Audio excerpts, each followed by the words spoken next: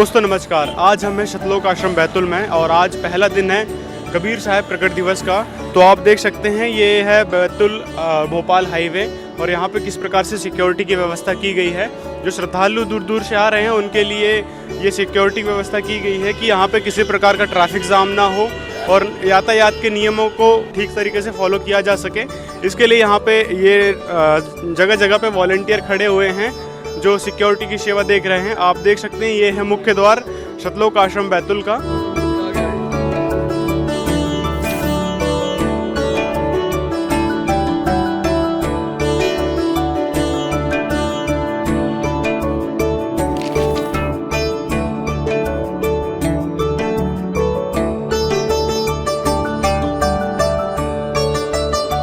तो दोस्तों हम अंदर चलते हैं और दिखाते हैं आपको क्या क्या यहाँ पे तैयारियां हो चुकी हैं कबीर साहब जी के प्रकट दिवस को लेके।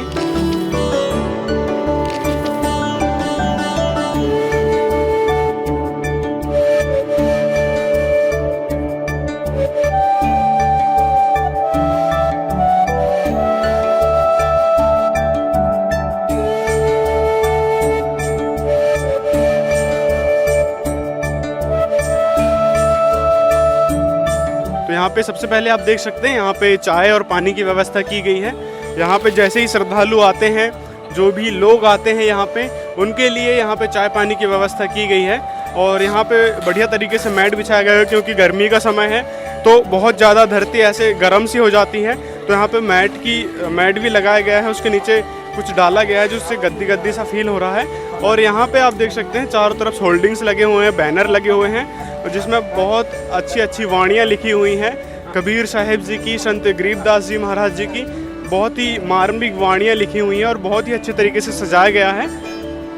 और जगह जगह पे आपको बता दें वॉलंटियर खड़े हुए हैं जो अपने को दिशा निर्देश करते हैं कि कहाँ जाना है और कहाँ क्या चीज़ मिलेगा। ये वॉलंटियर जगह जगह पे खड़े होकर दिशा निर्देश करते हैं। तो हम जैसे ही थोड़े आगे आते हैं तो यहाँ पे देख सकते हैं यहाँ पे बड़े बड़े होल्डिंग्स लगे हैं जहाँ पर लिखे हैं संत रामपाल जी महाराज जी के मुख्य उद्देश्य। और बहुत सारे महाराज जी के मुख्य उद्देश्य हैं जो मानव जीवन में बहुत ही आवश्यक है, अति आवश्यक है।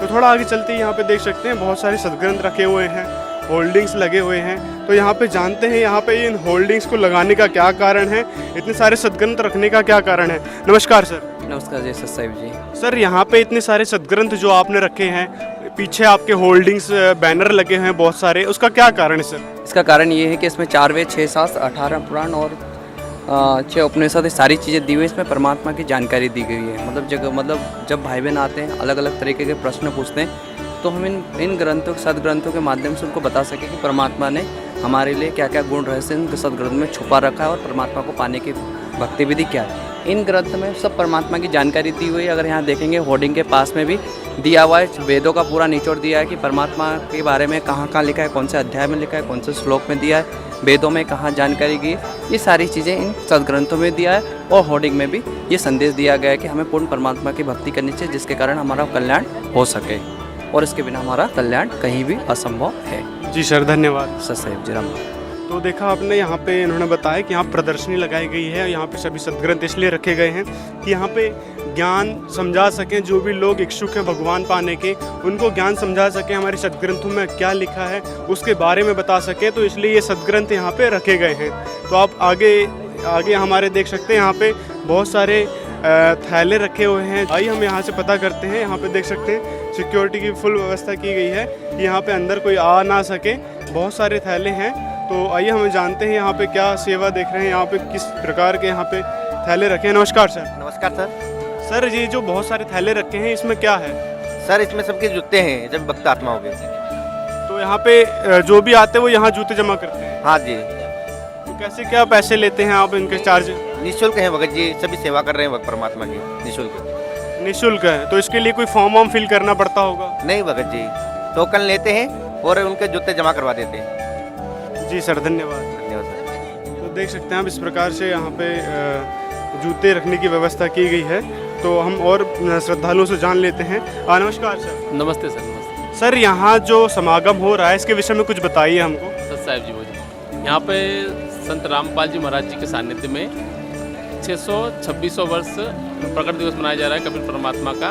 और यहाँ पे अनेक श्रद्धालु आ रहे हैं बाहर से, पूरे भारतवर्ष से आ रहे हैं, जो कि सबकी व्यवस्था के लिए जूता घर बनाया गया है, जो कि श्रद्धालु आएंगे 40-45 लाख भक्तों का आने का अनुमान है लगभग। और उसमें जूते की व्यवस्था की गई हमारे द्वारा, परमात्मा के द्वारा जो जूते की व्यवस्था की गई, इसमें 40 से 50 लाख आराम जूते रखे जाएंगे भगत जी। और भी अगर आवश्यकता पड़ी तो आगे और बढ़ा देंगे, और टोकन सिस्टम के अनुसार जूते दिए जाएंगे। जैसे अभी आपने बताया कि कबीर साहिब जी का प्रकट दिवस है, हमने तो सुन रखा है कि कबीर साहिब जी का जन्म हुआ है, किसी विधवा ब्राह्मणी से उनका जन्म हुआ है, इसके बारे में क्या कहना चाहते हैं? जी भगत जी, सच साहिब जी, परमात्मा जी स्वयं सशरीर आए थे भगवान। परमात्मा जी ने स्वयं ऋग्वेद मंडल नंबर 9 सूक्त नंबर 86 में बोला है परमात्मा जी ने। तो कबीर साहब कहते हैं कि ना मेरे घर माता पिता, ना मेरे घर दासी, और जुल्हा का पुत आन का है, जगत करे मेरी हंसी। स्वयं परमात्मा अविनाशी है, और ये वेदों में प्रूफ भगत परमात्मा जी का। यहाँ पे और भी श्रद्धालु, उनसे बात करते हैं। नमस्कार सर। हाँ जी, नमस्कार सर, जैसे कि हमको सुनने में आता है कि कबीर साहिब जी तो एक संत थे, उनको संत रामपाल जी महाराज भगवान कहते हैं, इसके बारे में क्या कहना चाहते हैं आप? जी देखो, भगवान भगवान ही होता है, और भगवान भगवान जैसे काम करता है अपने काम से और अपनी महिमा से, और अपने हिंदू धर्म, सनातन धर्म और बाकी के विदाउट धर्म के जो सदग्रंथ है उसमें इस चीज का बाह्य रूप प्रमाण है, और उसमें स्पष्ट लिखा हुआ है कबीर इज गॉड, कबीर ही भगवान है। लेकिन अभी तक अंधविश्वासी लोगों ने, पाखंडी प्रवृत्ति के लोगों ने इस चीज को, सच्चाई को छुपा रखा अपनी दुकान चलाने के लिए। लेकिन श्रीमद् भागवत गीता में भी, और जितने भी 4 वेद है, 6 शास्त्र, उनमें संत रामपाल जी महाराज जी ने प्रमाणित करके बताया है, प्रमाण सहित दिखाया हुआ है कि कबीर इज गॉड, कबीर ही भगवान है। धन्यवाद सर। जी धन्यवाद। अभी आपको बता दें, यहाँ पे जूता घर था, इसके जस्ट सामने ही किताब घर लिखा हुआ है। तो चलिए हम यहाँ पे चलते हैं और आपको दिखाते हैं यहाँ पे क्या क्या व्यवस्था किए हुए हैं। नमस्कार सर। नमस्कार जी। सर, यहाँ जो किताब घर में क्या क्या सुविधा दे रहे हैं आप, जो यहाँ पे लोग आ रहे हैं उनको?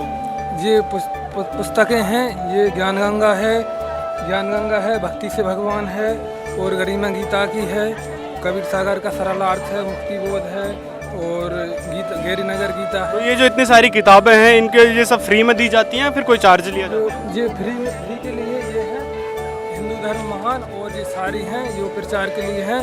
तो प्रचार के लिए हैं, उनकी लागत मूल्य 98 रुपये है, लेकिन धर्मार्थ मूल्य इसका 20 रुपये है, क्योंकि 20 रुपये इसलिए रखा है कि कोई भी व्यक्ति खरीद सके और ज्ञान समझ सके। जी सर, धन्यवाद। और क्या क्या है पुस्तकालय में?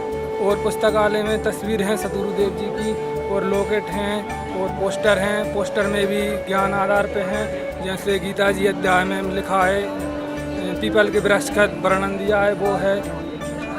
यहाँ पे आपको दिखा दें, बहुत ही खूबसूरत बैनर लगाए गए हैं, जिसमें संत रामपाल जी महाराज जी का स्वरूप है, और यहाँ पे वाणियाँ लिखी हुई हैं कबीर साहिब जी की, संत गरीबदास जी महाराज जी की वाणियाँ लिखी हुई हैं। बहुत ही सुंदर तरीके से इनको बनाया गया है या इनको लगाया गया है। तो हम जैसे ही पंडाल के अंदर जाना शुरू करते हैं, तो यहाँ पे सबसे पहले देख सकते हैं माइयों का जाने का स्थान अलग से दिया गया है, यहीं से शुरू हो जाता है, और भगत भाइयों जो लोग आ रहे हैं उनके लिए जाने का अलग से व्यवस्था की हुई है। तो चलिए हम इस रास्ते से चलते हैं और आपको अंदर का दिखाते हैं। तो यहाँ पे आप देख सकते हैं, अंदर इधर माइयों के रुकने की व्यवस्था की हुई है, ये बड़ा सा डूम बनाया गया है, और थोड़ी आगे चलते ही यहाँ पे निःशुल्क नामदान लिखा हुआ है। तो यहाँ पे श्रद्धालु से जान लेते हैं यहाँ पे क्या सुविधा दे रहे हैं। नमस्कार जी। नमस्कार। बहन जी, यहाँ पे जो नाम दीक्षा कक्ष बनाया गया है, ये किस लिए बनाया गया है, क्या सुविधा दे रहे हैं आप यहाँ पे जो श्रद्धालु आ रहे हैं, लोग आ रहे हैं उनको? जी, ये संत रामपाल जी महाराज जी द्वारा यहाँ पर निःशुल्क नाम दीक्षा की व्यवस्था की गई है। आज कबीर परमात्मा जी का प्रकट दिवस के उपलक्ष्य में 2, 3, 4 जून को कबीर भंडारा मनाया जा रहा है, जिसमें पूरा विश्व आमंत्रित है। पूरे 11 आश्रमों में ऐसे ही निःशुल्क नाम दीक्षा केंद्र की व्यवस्था की गई है, जिसमें सतलोक आश्रम बैतूल में भी निःशुल्क नाम दीक्षा की व्यवस्था की गई है। यहाँ पर जो जैसे हमारे गुरुजी संत रामपाल जी महाराज जी का जैसे यूट्यूब पे सत्संग आता है, फेसबुक पे सत्संग आता है, और उनकी पुस्तक है ज्ञान गंगा व जीने की राह। लोग जैसे जगत के व्यक्ति उनकी पुस्तक पढ़ते हैं और सत्संग सुन के जो आते हैं, जो इच्छुक होते हैं, तो हमारे गुरुजी के कुछ नियम बताए जाते हैं, उन नियमों को उन्हें पढ़ के बताया जाता है। उनसे नाम दीक्षा के बदले में कुछ भी नहीं लिया जाता, सिर्फ उनको ये नियम के बताए जाते हैं। जो नाम दीक्षा कौन देता है? नाम दीक्षा हमारे गुरुजी संत रामपाल जी महाराज जी टीवी के माध्यम से देते हैं। संत रामपाल जी महाराज जी तो अभी जेल में है, फिर वो नाम दीक्षा कैसे देते हैं? जी, जब हमने 2013 में नाम दीक्षा सतलोक आश्रम बरवारा से लिया था, वहाँ पर हमारे गुरुजी मतलब वर्तमान में वहाँ थे 2013 में, लेकिन हमें भी टीवी के माध्यम से ही नाम दीक्षा, हमारे गुरुजी ने ये व्यवस्था पहले से बना रखी है, टीवी के माध्यम से हमारे गुरुजी ही नाम दीक्षा देते हैं। तो क्या मुख्य नियम है जो श्रद्धालु यदि नाम दीक्षा लेना चाहें, हमारे दर्शक यदि नाम दीक्षा लेना चाहें, तो उसके लिए क्या कुछ खास नियम है जो उनको फॉलो करने पड़ेंगे? जी, हमारे गुरुजी का मतलब जैसे हमारे गुरुजी एक जगत गुरु तत्वदर्शी संत हैं, साथ में उनका सामाजिक कार्य में बहुत बड़ा योगदान है। कह सकते हैं कि पूरे विश्व में ऐसा कोई संत नहीं जो मतलब इतना सामाजिक सुधार कर रहे हो। जैसे हमारे गुरुजी दहेज प्रथा, नशा मुक्त, हमारे गुरुजी के मुख्य नियम ही यही है कि आप देख सकते हैं वहाँ मतलब कि किसी प्रकार का कोई हुक्का, शराब, मांस, तम्बाकू, नशा नहीं करता, नशीली वस्तु लाकर भी नहीं देता। और दहेज हमारे गुरुजी के अनुयायी जो है, जैसे एक होता है कि जगत में मतलब पहले क्या था कि हम कहते थे हम दहेज नहीं लेंगे और नहीं देंगे, लेकिन सामने वाला मांगता था तो मांगे नहीं मांगे हमें देना पड़ता था। पर अभी जो हमारे गुरुजी के अनुयायी अभी कल मतलब 200-300 जोड़े जिनकी शादियां होंगी, एक पैसे का उनका कोई खर्च नहीं होगा। भंडारे की व्यवस्था भी हमारे गुरुजी के तरफ से है, मतलब निःशुल्क, एक बिना रुपए खर्च के अभी शादी होगी, मतलब रमैनी होगी, जिसमें हमारे गुरुजी मतलब लाखों बेटी, हम भी एक बेटी है, हमारे मतलब हम गर्व महसूस करते हैं कि हमारे पिताजी का एक भी रुपए खर्च नहीं होगा, क्योंकि हम संत रामपाल जी महाराज जी के अनुयायी हैं। और संत रामपाल जी महाराज जी का अनुयायी किसी प्रकार का कोई दहेज ना देते हैं और ना लेते हैं। सिर्फ 4 जोड़े कपड़े में हम मतलब जो भी जिनकी शादी होगी वो विदा हो जाएंगे। और क्या नियम है? और हमारे गुरुजी के नियम है, जैसे जो समाज में पाखंडवाद चल रहा है, हमें पता ही नहीं है, जैसे हमें भक्ति की विधि ही नहीं पता कि कैसे हमें भक्ति करनी चाहिए। हमारे गुरुजी भक्ति की विधि भी शास्त्रों के अनुसार बताते हैं। हमने सुना है कि संत रामपाल जी महाराज देवी देवताओं की भक्ति छुड़वाते हैं नाम दीक्षा लेने से पहले, वो क्या सत्य है?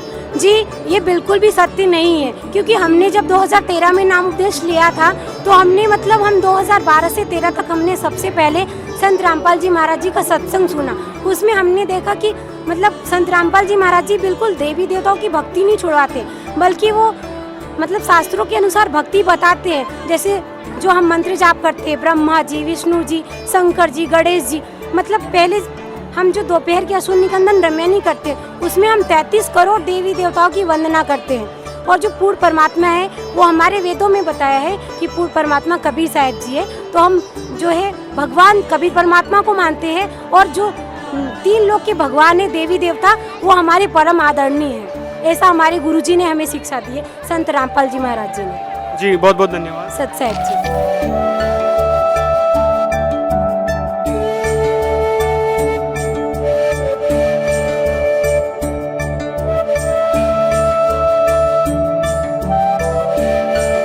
यहाँ पे आपको बता दें, यहाँ पे अभी संत गरीबदास जी महाराज जी की अखंड वाणी का पाठ शुरू होगा, उसी को लेके यहाँ पे लोग जुटे हुए हैं। वहाँ पे अभी आरती जो पाठ है वो शुरू होगा।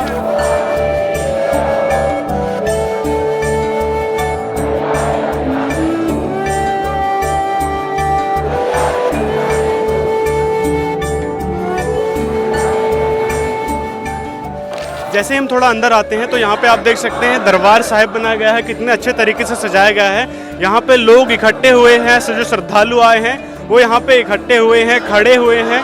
तो यहाँ पे अभी आपको बता दें सतग्रंथ साहिब का पाठ शुरू होगा, उसी को लेके यहाँ पे जयकारे लगाए जा रहे हैं और थोड़ी देर में ही यहाँ भोग की वाणी शुरू होगी।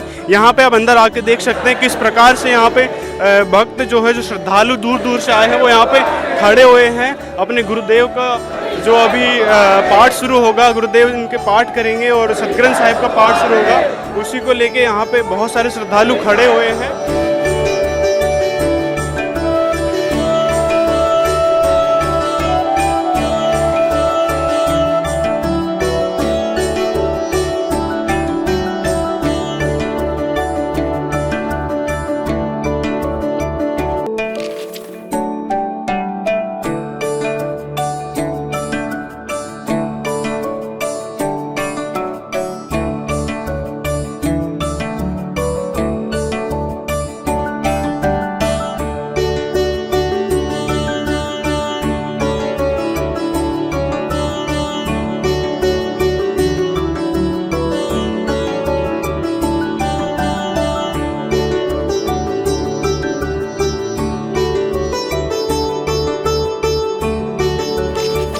दिवस को अभी थोड़ी देर पहले ही सतग्रंथ साहिब का पाठ स्टार्ट हुआ है।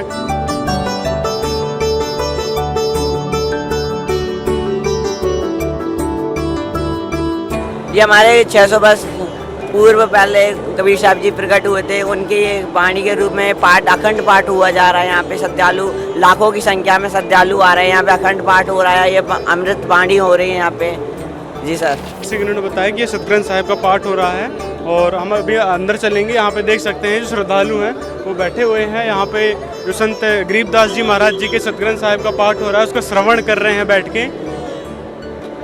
और ये आपको यहाँ पे दिखा दें, ये हलवा प्रसाद बनाया गया है जो कि अभी वितरित किया जाएगा सभी भक्तों को, सभी लोगों को जो यहाँ पे आए हुए हैं उन तक ये वितरित किया जाएगा। इस प्रकार से इनको ढक रखा है, कूलर चल रहे हैं और बहुत ही साफ शुद्ध तरीके से ये जो प्रसाद है ये बनाया गया है और अभी इनको खोला जा रहा है। उसके बाद ये भोग लगेगा, उसके बाद फिर ये सभी लोगों तक वितरित होगा। और यहाँ पे आगे आपको दिखा दें, यहाँ पे ज्योति हवन यज्ञ की व्यवस्था की गई है।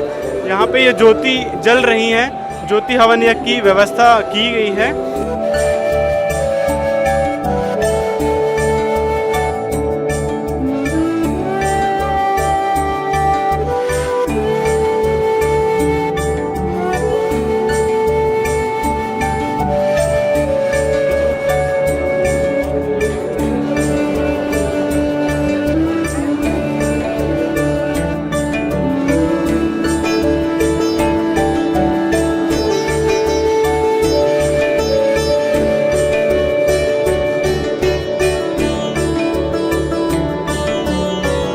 आप देख सकते हैं बहुत ही लंबी कतार लगी हुई है और ये कतार किस चीज़ की लगी हुई है इसके बारे में जानेंगे हम। और ये देख सकते हैं आप कितनी लंबी लाइन लगी हुई है, बैठे हुए हैं, कुछ बैठे हैं और आगे आप देख सकते हैं यहाँ पे लोग खड़े हुए हैं। ये किस कारण से खड़े हुए हैं इसके बारे में हम यहीं के कुछ लोगों से जानेंगे कि ये किस लिए खड़े हुए हैं। नमस्कार सर। नमस्कार जी। सर ये जो इतनी लंबी लाइन लगी हुई है, आप इतनी धूप में खड़े हैं, ये किस लिए खड़े हुए हैं? ये परमात्मा कबीर साहब जी की जो अमृतमय वाणी है पाठ प्रकाश, उसके लिए चंवर सेवा के लिए हम लोग लाइन लगाए हैं, सेवा करने के लिए। चंवर सेवा क्या होता है? ये परमात्मा कबीर साहब जी की जो वाणी है, गुरु ग्रंथ साहिब जी महाराज, उसका जो है गरीबदास जी ने वर्णन किया है, अपनी वाणी से रचना किया है, तो उसका पाठ चल रहा है, तो उसको हम लोग चंवर सेवा करेंगे। चंवर सेवा करेंगे जी। उससे क्या लाभ होता है? चंवर सेवा करने से क्या लाभ होता है सर? अपने पाप कर्म करते हैं भगत जी, जिसमें गरीबदास जी महाराज की वाणी का जो ग्रंथ है उसमें चंवर किया जाता है परमात्मा जी, उससे पाप कर्म करते हैं भगत। अच्छा, पाप कर्म करते हैं इसलिए चंवर सेवा की जी जी भगत। धन्यवाद। सतग्रंथ साहिब है जो संत गरीबदास जी महाराज जी के द्वारा लिखित है, उसके चंवर के लिए यहाँ पे इतनी बड़ी लाइन लगाई गई है। धूप में बैठे हैं श्रद्धालु और चंवर सेवा करने के लिए। बताया जा रहा है कि उस चंवर सेवा करने से पाप कटते हैं। तो चलिए हम आगे चलते हैं और अंदर क्या क्या सुविधा दी जा रही है, व्यवस्था की गई है कबीर साहिब जी के प्रकट दिवस को लेकर, वो आपको दिखाएंगे। तो यहाँ पे देख सकते हैं लगातार भारी संख्या में श्रद्धालुओं का आना लगा हुआ है और ये जा कहाँ रहे हैं इसके बारे में हम चर्चा करेंगे। नमस्कार सर। कहाँ जा रहे हैं आप? इधर इतनी लंबी लाइन लगी हुई है जाने की, किधर साइड जा रहे हैं? परमात्मा के भंडारा देखने जा रहे हैं और बढ़िया भंडारा कर रहे हैं। अच्छा, इधर भंडारा कक्ष है, भंडारा गृह है। भंडारा गृह है भगत जी। तो भंडारा गृह की तरफ जा रहे हैं आप? जी भगत जी। जी, तो ये सब श्रद्धालु जो इतनी लंबी लाइन कतार लगी हुई है, ये सब भंडारा घर की तरफ जा रहे हैं। तो यहाँ पे आप देख सकते हैं जगह जगह पे सिक्योरिटी की व्यवस्था की हुई है, झंडे लेके खड़े हैं जो कि माइयों को और भक्तों को सेपरेट करते हैं कि अपने अपने दिशा में जाएं। तो अभी ये लाइन जो जा रही है, कतार जो जा रही है, आप देख सकते हैं यहाँ पे ये भक्तों के जो भंडार घर है वहाँ जा रही है और ये बहनों का भंडार घर है अलग, वहाँ पे जा रही हैं। चलिए हम अंदर चलते हैं और आपको दिखाते हैं और अंदर भंडार घर में क्या क्या व्यवस्था की हुई है। ये है सतलोक आश्रम बैतूल का प्रांगण, जहाँ पे लगातार श्रद्धालुओं का आना जाना लगा हुआ है। तो दोस्तों लाइन शुरू होते हुए यहाँ पे आती है और यहाँ से सीधे भंडार घर की तरफ जाते हैं। आप सबसे पहले यहाँ पे देख सकते हैं ये लड्डू, सबसे पहले लड्डू ही देखने को मिलते हैं। यहाँ पे लड्डू बनाए गए हैं। नमस्कार सर।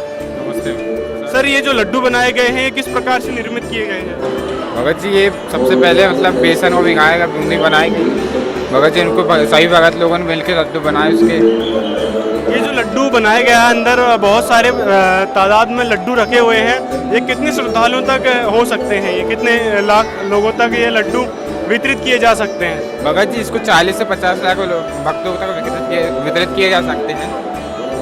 40-50 लाख। जी भगत तो इतने लड्डू आपने बना के रखे हुए हैं, तो अभी ये वितरित होना शुरू हो गए हैं या फिर अभी करोगे? नहीं भगत जी, वितरित होना शुरू हो गए। शुरू हो गया, भंडारे में जा चुके हैं। जी भगत जी। तो आप अंदर देख सकते हैं किस प्रकार से ये बड़े बड़े पतीलों में लड्डू को ऐसे रखा जा चुका है। लगातार यहाँ पे सेवा जारी है। बहुत सारे जो सेवादार हैं यहाँ पे हैं और वो सेवा देख रहे हैं। तो यहाँ पे आप देख सकते हैं, यहाँ पे जो श्रद्धालु दूर दूर से आ रहे हैं वो यहाँ पे भंडारा कर रहे हैं। आप देख सकते हैं भारी तादाद में यहाँ पे जो श्रद्धालु हैं वो यहाँ पे भंडारा कर रहे हैं। यहाँ पे अब हम इनसे पूछते हैं। नमस्कार सर। हेलो। आप भंडारा करने कहाँ से आए हैं? नागपुर से। नागपुर से आए हैं। हाँ। तो आपको यहाँ की जो सुविधा है, ये जो सर्व व्यवस्था कैसी लगी? अच्छी है। अच्छी लगी। सर जो भंडारा आप कर रहे हैं कैसा लग रहा है? मालिक बहुत अच्छा लग रहा है, ऐसा वाला कभी नहीं देखा हमने। क्या क्या चीज़ है भंडारे में? भंडारा में लड्डू राम है, फुल्का राम है, जली राम है, चावल राम है। बहुत अच्छा भंडारा मालिक का। टेस्ट अच्छा है इसका? मालिक का, क्योंकि देखा जाता है कि इतनी भारी जनसंख्या में और टेस्ट का तो कोई सवाल ही नहीं पैदा होता, लेकिन यहाँ पे जो आप बता रहे हैं कि बहुत टेस्टी खाना भंडारा मालिक का बहुत अच्छा है भंडारा। किसी चीज़ का अभाव की बार बार बुलाना पड़ रहा हो, मांगना पड़ रहा हो, बहुत हाथ पे हाथ खुद ही आके देते हैं। तो जैसे कि इन्होंने बताया कि ये सभी प्रकार की सुविधा यहाँ पे दी जा रही है। तो देख सकते हैं कितनी लंबी कतार लगी हुई है भंडारा करने वालों की और लगातार सप्लाई की जा रही है।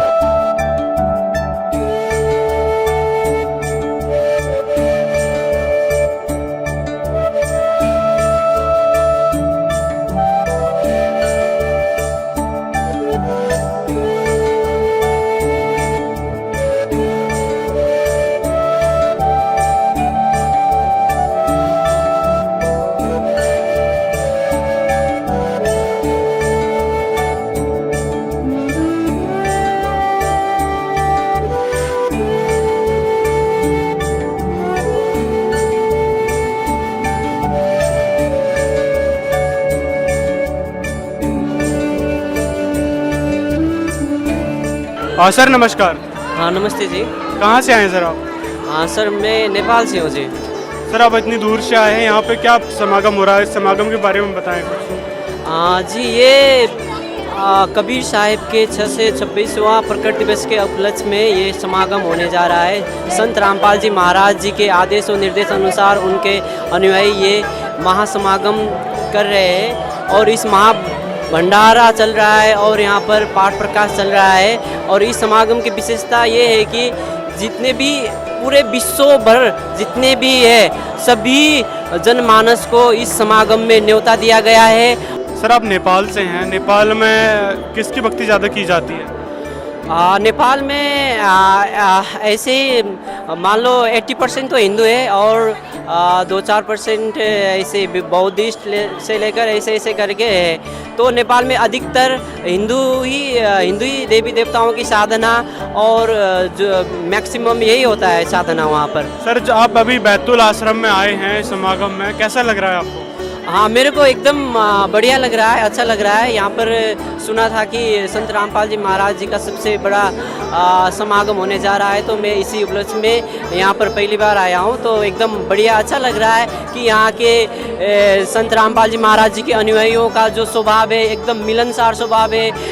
दिन रात एक करके सेवा कर रहे हैं और है ना, जो भी आने वाले श्रद्धालु जन से लेकर और जगत भाई बहनों को एकदम प्यार प्रेम से, जो प्यार प्रेम हमको घर परिवार में नहीं मिलता, हमारे माँ बाप हमारे कोई नहीं दे सकता, वो प्यार प्रेम यहाँ देखने को मिल रहा है। कहने की बातें होती है, लेकिन लोग सोचते हैं कि भाई वो तो एक कवि थे, वो उनके दोहे पढ़े जाते हैं, वो उनको कवि माना जाता है, एक जुलाहा माना जाता है। उनको भगवान कहाँ से सिद्ध किया संत रामपाल जी ने?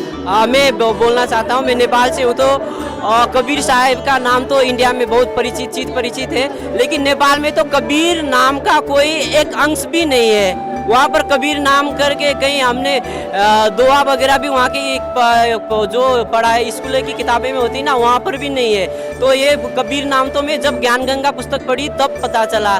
तो कबीर तो वास्तव में भगवान थे, जो सभी धर्म गुरुओं से लेकर सभी हमारे धर्म के जो भी पंडित ब्राह्मणों को ज्ञान नहीं था, तो उन्होंने कभी खुलाया नहीं है ज्ञान। और कबीर साहब भगवान है ये हमारे वेद में उल्लेख है, लेकिन हमारे जो शास्त्र पढ़ते हैं उन लोगों को ये ज्ञान पता नहीं हुआ, क्योंकि गुरु बिन वेद पढ़े जो प्राणी समझे न सार रहे अज्ञानी। तो यजुर्वेद अध्याय 5 के श्लोक 32 में लिखा है कि मंत्र 32 में लिखा है कि कबीर अंगारी ऐसी बम्बार ऐसी कबीर मनीषी कबीर सर्व पापों का वो नाश करने वाला वो कबीर मनीषी, वो कबीर ही भगवान है। कबीर नाम करके वेदों में कई सारे जगह प्रमाण है। आप यहाँ पर भी संत रामपाल जी महाराज जी के अनुयायियों ने पुस्तकालय प्रदर्शनी लगा रखी है, वहाँ पर वेद गीता चारों वेद लगा रखी है, वहाँ पर प्रमाण है, एक एक प्रमाण है, एक नहीं 1000 जगह वेदों में प्रमाण है कि कबीर साहब भगवान है। तो इसलिए वो तो सर्वमान्य सर्वसिद्ध है ना, लोगों को पता ना चले वो अलग बात है। ये सूर्य उगता है तो कोई बोले कि नहीं उगता है, तो किसी ने नहीं उगता बोला तो वो तो सत्य नहीं होगा ना। जो सत्य है वो रहेगा, और आज भी रहेगा, कल भी था, और आने दिन में भी वो सत्य ही रहेगा। कबीर साहब ही भगवान है, Kabir is supreme God. Sir, हमने सुना है कि नेपाल में भी एक आश्रम बना हुआ है धनुषा में, वहाँ के आश्रम में और यहाँ के आश्रम में क्या फर्क नजर आता है आपको?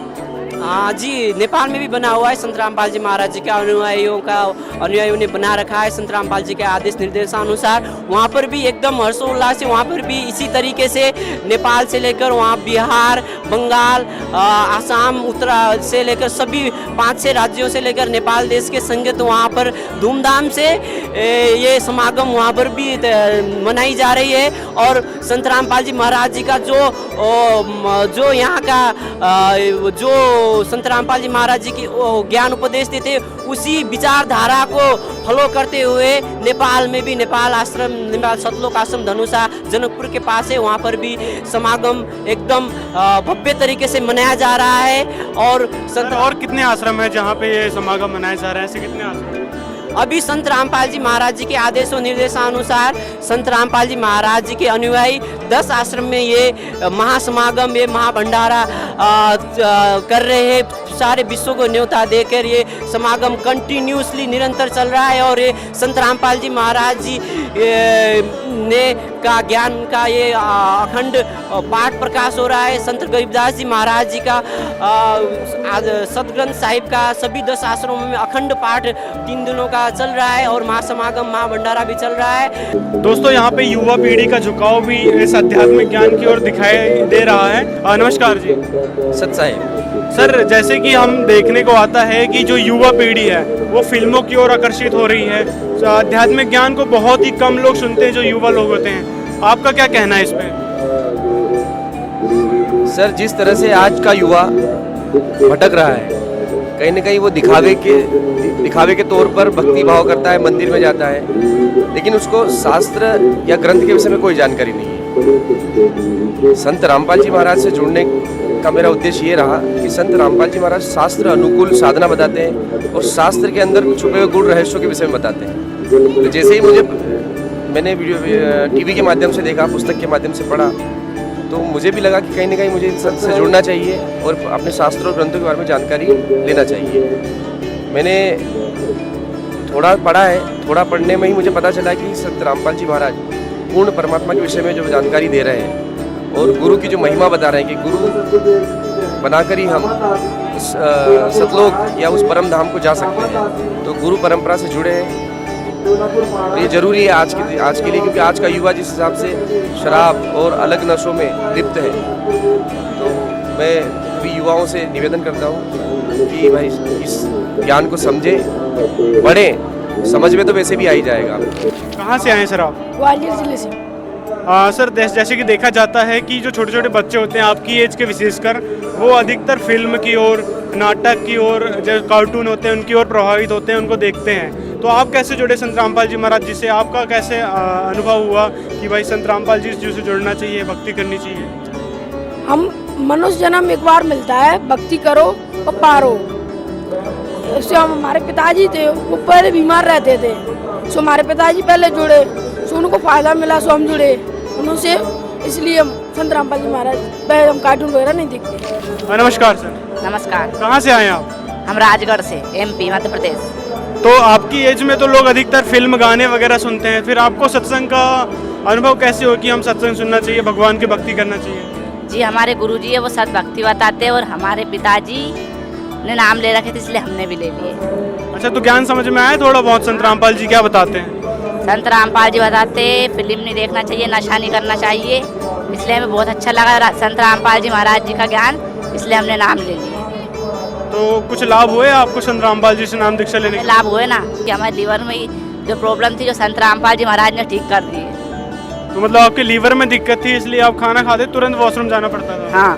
तो लीवर की समस्या ठीक हो गई? हाँ भगत जी, नाम दीक्षा लेने मात्र से? हाँ। नमस्कार सर जी। क्या नाम है सर, कहाँ से आए आप? मैं दुर्ग छत्तीसगढ़ से आया हूँ, मेरा नाम तोषण कुमार है। सर आप इतनी दूर से यहाँ समागम में आए हैं, तो आपको कैसे प्रेरणा मिली समागम में आने की, भक्ति करने की? देखो, संत रामपाल जी महाराज जो भी भक्ति देते हैं वो शास्त्र अनुकूल भक्ति बताते हैं और मुझे जुड़े काफ़ी दिन हो गए, मुझे सारा नाम भी मिल चुका है। तो इतने दिनों से मैं देख रहा हूँ कि यहाँ पे काफ़ी लोग, देखो कई लोग तो लाभ पाने के लिए आते हैं, लेकिन हम लोग सद्भक्ति करके मोक्ष पाने के लिए यहाँ पे उस उद्देश्य से यहाँ पे आए हुए हैं। आजकल की युवा पीढ़ी नशे में और डांस में और जो बहुत सारे आडंबर होते हैं उनमें लिप्त होती है, फिल्म देखने में, गाने सुनने में। तो आपका कैसे झुकाव हुआ इस आध्यात्मिक ज्ञान की तरफ?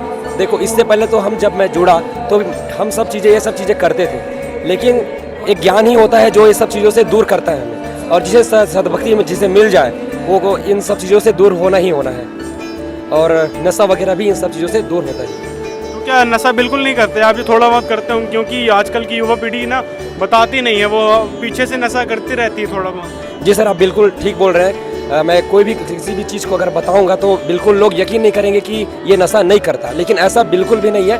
संत रामपाल जी महाराज के शरण में आने के बाद पता नहीं ऑटोमेटिकली ये सब चीज़ें कैसे दूर हो जाती है, मात्र एक मंत्र के जाप करने से। मंत्र जाप से नशा छूट जाता है? जी बिल्कुल सर। तो हमारे दर्शकों को बताइए कुछ मंत्र कि वो नशा छोड़ सके। देखो, मंत्र बताने का जो है वो गुरु जी को ही एक आदेश मतलब प्राप्त है, हम ऐसे मंत्र वगैरह कुछ भी नहीं बता सकते। सुनने में आता है कि मंत्र दीक्षा लेने के बाद भी कुछ लोग ऐसे नशा करते रहते हैं, तो उसके बारे में क्या कहना चाहेंगे? देखो, वो अपने मनुष्य जन्म को बर्बाद कर रहे हैं, ऐसा बिल्कुल भी नहीं करना चाहिए। सद्भक्ति उसे मिल जाने के बाद में सब चीज़ों को त्याग कर देना चाहिए और सद्भक्ति करके मोक्ष की प्राप्ति के लिए मंत्र जाप करना चाहिए और सद्भक्ति ही करना चाहिए।